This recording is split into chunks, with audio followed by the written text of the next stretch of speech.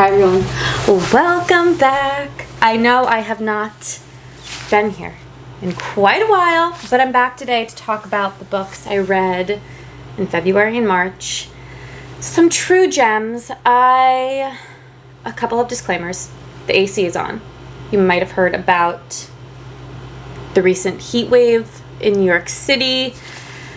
I cannot be parted from my AC. We didn't have it the first few days where it was like 89, 90 degrees, and I'm now traumatized. So I'm sorry if you can hear it, but I have to keep it on.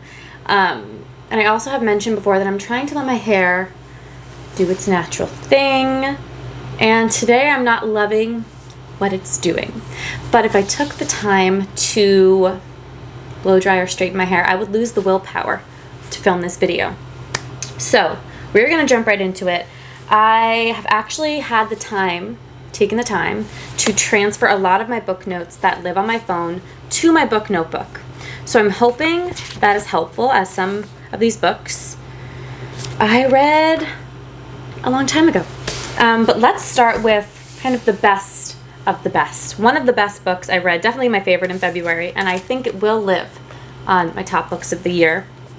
I read Small Things Like These by Clarke Keegan way back in December 2021, and I always say that if I had read it even like a couple of weeks earlier, it would have, and like been able to sit with it and think about it a little bit more, it would have been on my top books of the year. Foster by Clarke Keegan, where she's doing something similar, will certainly be on my best books of the year. This is about a young girl.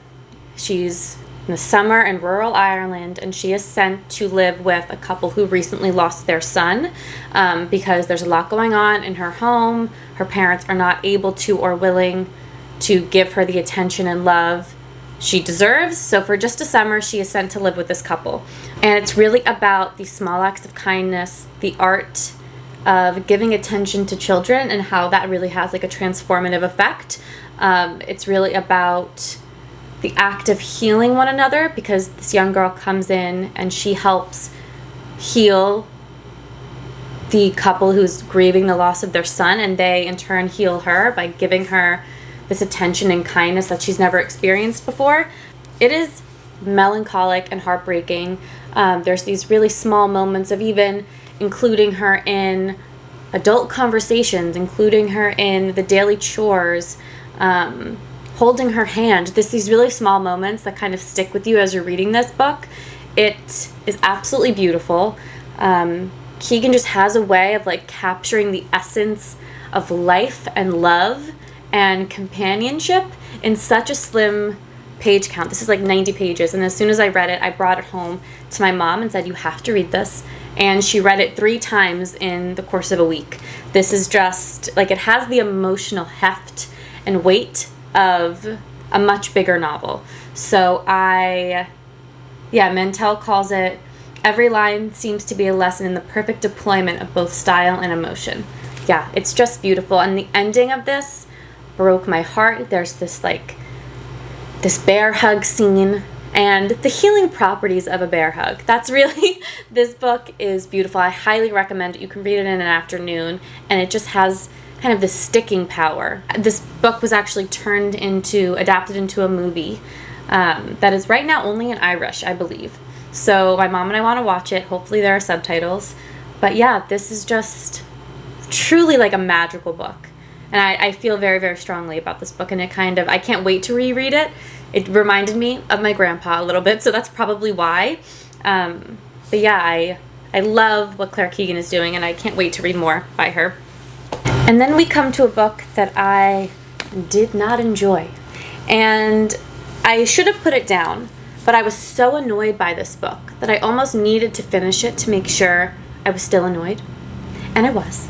This is Primitives by Erich Krauss. This is a dystopian post-apocalyptic book set 30 years after the demise of humanity. So we are following 2 characters, Seth and Sarah. Sarah was raised in kind of a human haven or settlement where a group of people have come together to kind of try to rebuild. Seth has grown up believing he is, along with his companion, the professor, kind of this father, mentor figure, that they are the only 2 humans left in the world. So the cause of this post-apocalyptic tale, is a contagion spread worldwide.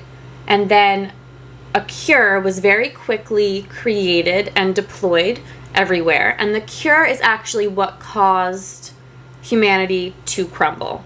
It made people turn into cavemen or like Neanderthal. It caused like this mental regression. So you might be thinking, wow, those are a lot of loaded topics.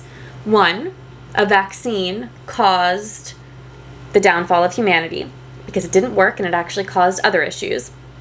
Two, that it had like this mental regression effect where it turned people into cavemen or Neanderthals. And to me, those are loaded topics that were kind of just thrown, kind of in a way that felt irresponsible. I think nowadays you have to treat those topics a little bit more carefully and just explore them fully. Also, nowadays when we know a lot more about Neanderthal life, it just did not land in the same way at all. So Seth kind of grew up, like I said, thinking he's the only human left. And he, for his companion, the professor, he captures these Andes or these primitives. He like creates booby traps to be able to capture them and bring them back, and then the professor performs tests on them. So Seth has been raised his entire life to think Andes are stupid and monstrous and aggressive and violent. And then is set up on this mission where he leaves his home. And very quickly his entire worldview changes, and he has like an Andy friend. And the morality just felt like incredibly flimsy. Like this man has been raised 3 decades to hate and fear and dehumanize Andes, and now all of a sudden he's like, maybe I was wrong. It just felt really, really flimsy. And Sarah, who at the beginning of this book, I'm like, oh, she'll be this book's kind of saving grace. She's a really cool character. She sets off on a similar mission. And her entire, and I mean entire, plot line becomes about being brutalized by 3 men who have kidnapped her. And there is nothing else going on in her plot line at all. So it's just did not sit right with me in any capacity. I think this is a start to a series. I will not continue. And just one caveat, that in the afterword of this book, the author explains that he wanted to kind of have a thought experiment on if the world, everyone, suffered the effects of chronic illness, chronic fatigue, and what that would look like and how that would actually cause the collapse of humanity and how we would face that, which I think that could be a really interesting thing to explore. But all of the other issues diluted that and just made me feel like a big ick to this book. If anyone else has read this, let me know what you think. It just felt like very icky to me. I don't know. And then we get to The Hike by Drew Magary. This is kind of a cool novel, and I don't know what I was expecting, but it did surprise me. We are following a man who leaves his family to go on a business trip. He goes on a walk from his hotel and quickly enters this Alice in Wonderland hellscape where a lot of his fears and traumas as a child are animated, and he is stuck in this dystopian world. The framing narrative of him going on this business trip lasts really like a page or two, and then the weirdness takes over. So on paper, this should have been something I loved. A man kind of having to process his fears and traumas and wrongdoings in this Alice in Wonderland type situation where all of his fears are taking like new forms.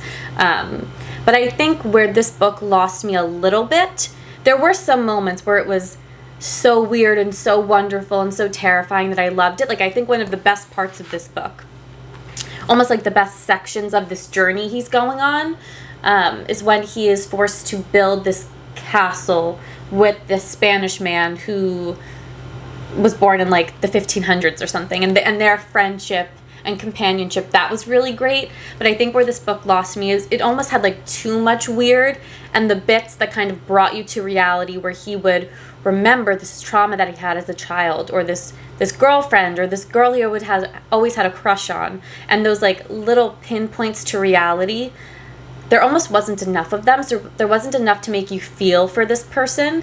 But it is like this darkly humorous journey of a man trying to process and escape this like cyclical nightmare that he's stuck in. So all of that is great, and the idea of like a Wizard of Oz, what's real, what's a dream, all of that was really great.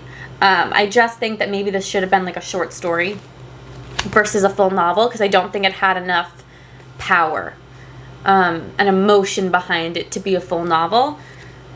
But some really great scenes. So I'm kind of torn on this one. And then we get to a book that I thought I would like a lot more than I did. This is Folsom Whitehead Zone 1. So this is another post-apocalyptic dystopian tale where we got some classic zombie action, which is not something I expected from Whitehead, so that was kind of fun. We are in New York City.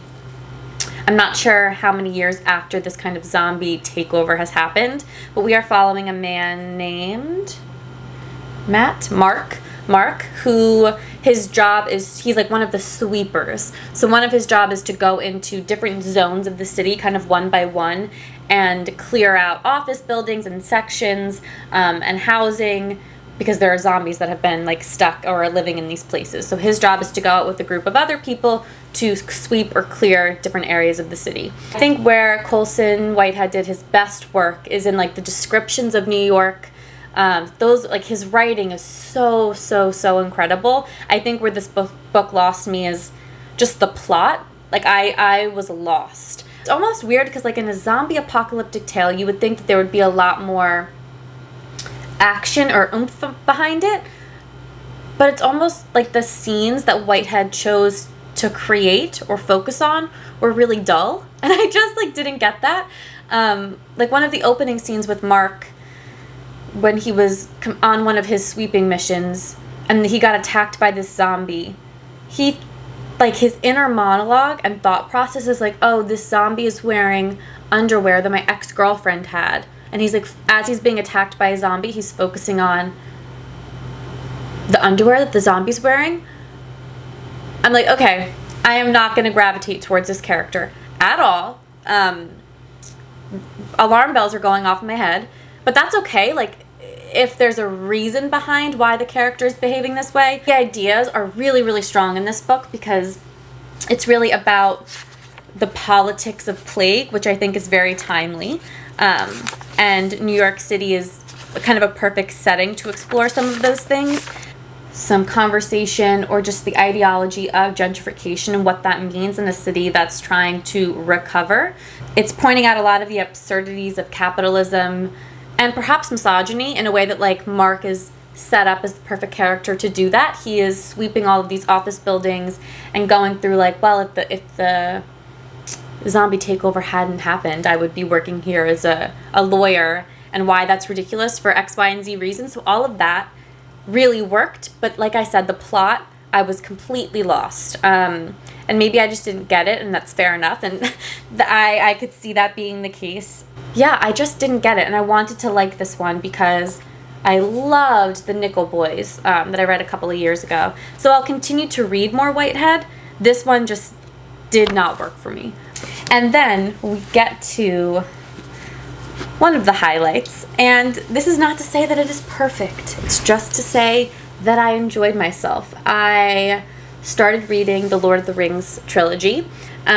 So in February I read Fellowship of the Ring, and then in March I read The Two Towers. So I have taken a little break. I'll pick up the last book soon. But this is set 60 years after Bilbo's adventures in The Hobbit, and it opens up with some of my favorite parts of this world, of Tolkien's world, is kind of the oral history of Hobbit life. I love that so much. And then this book follows Frodo leaving the Shire all the way up to Boromir's death, if you're familiar with the movies. So it covers a lot, And then The Two Towers picks up like almost immediately from Boromir's death all the way to Shelob's, I don't know, the spider's attack of Frodo and Sam. And what I found kind of odd, and I haven't done my research to be fair, is that The Two Towers picks up like the second that the Fellowship of the Ring ends. And I don't know if, like, why that is. Sometimes when you read a trilogy or a series, the reason that they're a trilogy shouldn't just be that they're really chunky books. They should be because, like, there's a certain evolution either in the author's style or in the character development or in the setting. To me, like, he could have just published them all in one big fat book and it would have worked. But that's neither here nor there. It's not a big deal. I just think that some of the best series are a series for a reason, and this, you had your reader's attention. It could have just been a really long book. Now, I think, to be fair, this book has a lot of wandering, a lot of walks. It's slow moving.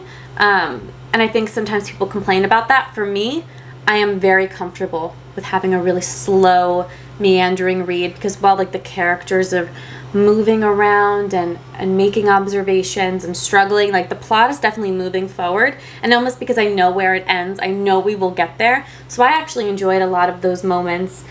I found there's like quite a rhythm to these books that you really kind of get enchanted without even knowing it's happening to you.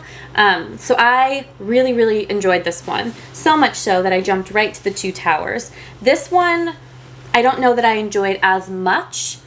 I think the best bits of this book are the Entish. All of the bits in the forest and the trees, the downfall of Saruman. I think this one has more battle scenes that just didn't translate as much. However, I enjoy these books, and I think there's a lot that could be said about the style, about what Tolkien does, a lot about what Tolkien does not do, which is all fair enough. But as somebody who's coming in kind of new to these books, I don't have a whole lot of stake in the game. I enjoyed it. That's not to say that I haven't read a lot of other fantasy trilogies or series that are just doing almost like a lot more. But for what it is and for what Tolkien set out to do, I think he accomplished it. So, yeah, I'm excited to read the last one and return to these one day. I don't feel like a pull to reread them very soon because I do think they're similar enough to the movies. I don't know if that's a controversial opinion. I'm enjoying my journey through these books. I feel kind of enchanted by it. When I'm in one of these books and we're on a very long, slow, painful walk, I'm kind of just, going along, and I'm in it. I'm enjoying myself a lot. We'll just talk about this for a second. I re-listened to Jonathan Stranger, Mr. Norrell.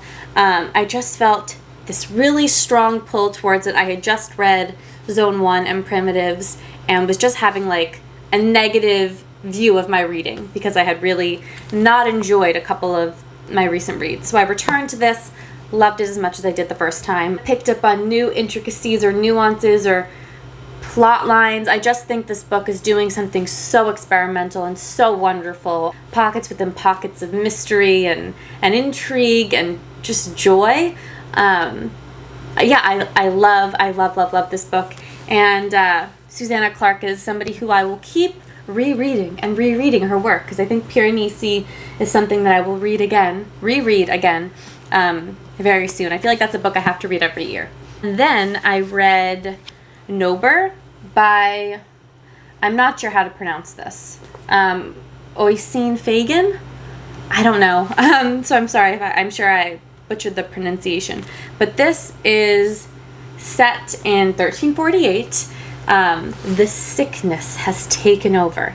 There are gales. There are noblemen making their way throughout different villages, buying up swathes of land because so many people are dying and there's no control. This felt so timely, so timeless. It felt really biblical and disgusting. It's a bodily book. If you liked Lapvana or the Deloriad, I feel like Ma Schweg herself would love this book.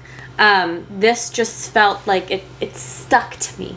I loved it. The writing was impeccable. So we are following a bunch of different people during this sickness. They almost feel like pieces on a chessboard being moved around and forced to interact with one another. There are some villainous figures. There are some heartbreaking figures. It talks a lot about, like I said, the politics of plague, the hierarchies that almost kind of drive deeper when something like this happens. It's about postpartum depression and the idea of being confined and how that messes with your mind. There are so many like great conversations and ideas. There are really disturbing visuals that the author conjures up.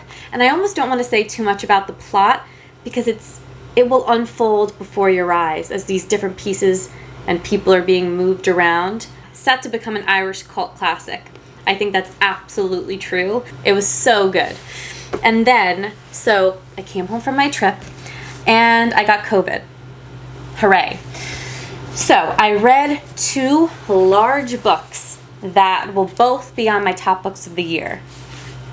They are very different, but we're going to talk about both of them. So first, we have Booth by Karen Joy Fowler. This is about the Booth family, one of the children being John Wilkes Booth, who assassinated Lincoln. And what Karen Joy Fowler is doing here, she is examining the inner workings of this family, the dynamics that made each child grow up to be very different, and try to explore and explain the way that having the same parents, growing up in the same home, but these tiny experiences can set you off on vastly different paths and journeys and make you have different moral compasses, and how some of those things can be true when you grow up with a lot of the same markers of childhood. I think she did this with such grace. To kind of set the scene a little bit, we start out in 1822. A family, the Booth family, moves to a small farm. And this is throughout the book, a family in sections, or a fragmented family between the living and the dead, because this family loses a lot of children, but then also between kind of the first group of children where there's Rosalie and Edwin, and then kind of the second group of children who grow up largely in the city because they moved to Baltimore in 1840, and kind of how those different settings and how their parents changed over the course of those years, how that changed the children. So this is third person throughout, and we hear from a lot of the different children: Rosalie, Asia, Edwin, Joe, I'm sure I'm forgetting some others. And Fowler kind of acknowledges that some of the children had more historical fodder to play with than others, so some she had to imagine more, and Rosalie is one of those characters. And there are bits and pieces of how parents fail their children in varying ways, but I think one of my favorite things that Fowler did here is she captured the essence of magic, specifically in like the first section when the kids are younger, when Rosalie is a child. She captures the magic of living in a home, a small, tight space with a lot of different people, a lot of different personalities, the magic of living with children, specifically in like the ghosts of the lost children, and how Rosalie feels their presence in a way that kind of her younger siblings never can, because to them those dead siblings are stories, but to Rosalie they were real, and they occupy space in her mind, and almost like moving through the house. I can't even explain it, but Fowler like creates this quiet magic, and I just love the parts about these vastly different childhoods that are contained to one family, and whether that be based on who shoulders responsibility. There's also moments about, like who's gifted authority and fate at birth without reason versus who's an observer versus who demands attention. And kind of these, between two daughters, Rosalie and Asia, there's like this stark difference. I will say that the magical elements that I loved in like the first chunk do fade a little as the children get older, and I'm not sure if that's just Fowler accepting that now they're adults, and those little moments of hauntings and connection aren't as prevalent. but I still really enjoyed it. I think I loved the first bit the best. But what Fowler did such a great job of is not centering John Wilkes Booth himself. All of his unraveling kind of happens off stage, and there are like bits and pieces of that come back into the narrative when he shows up again, and you feel his presence throughout the whole book. But it's really about the dynamics and the different siblings more than the man that he became. And I think what some people say about this book is how each sibling came to have such different moral compasses, and how John Wilkes Booth was radicalized. To be fair, none of the children, they're eventually adults, we follow them into adulthood, none of the children come off looking the hero. They might not be assassinating Lincoln, but they don't come off looking like civil rights heroes, okay? Like that's not the narrative here. But they do have just different views of the world. And, as we're gearing up to and entering the Civil War, a lot of those tensions can be felt in the home.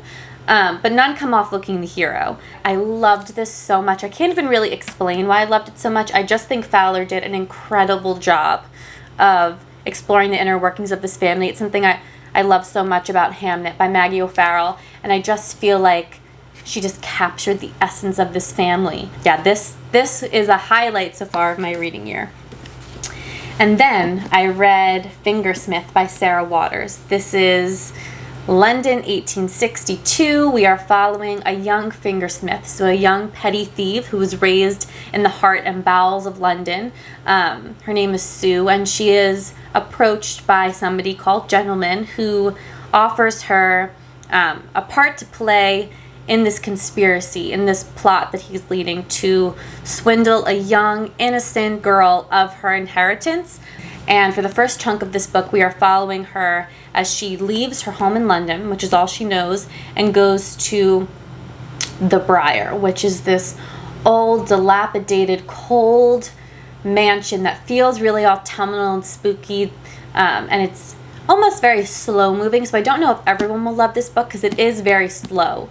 You really kind of travel with Sue. You learn the routines of the house and the servants and the monotony of life there. The first 200 pages feel like very Jane Eyre-esque. Sue is introduced to the young Maud, who is the center of this plot, who is set to have an extravagant inheritance when she gets married. So I read this in the prime of my COVID brain, and I don't have very robust notes, but it is really a book of conspiracies, of plots, of crooks, of feigned intimacies. It is sinister and sexy, and the twists and turns in this book, I gasped, audibly gasped when I got to that first twist. And if you've read this book, you know what I'm talking about. I was shocked. It's almost like Waters got me in a false sense of security. I thought I knew the way that the plot was unraveling because it is kind of slow in those moments. There's a lot of plot happening, but it really is slow and methodical. And this book gets dark. I was just not expecting how dark it got. I don't know if this will be for everyone because it does feel kind of sometimes painstakingly slow. But I promise those twists are worth it. I loved all of those small moments. You're kind of these painful parts of these two girls' lives are really drawn out. You stay in the same discomfort for a long period of time. I love a Victorian dark Gothic novel, and this was so rewarding. Highly recommend. Yeah, I thought this was great. But yeah, I hope you enjoyed. Thank you so much for watching, and let me know in the comments what you're reading recently. Yeah, I would love to know. Oh, right on cue. All right, thanks so much for watching. Bye, everyone.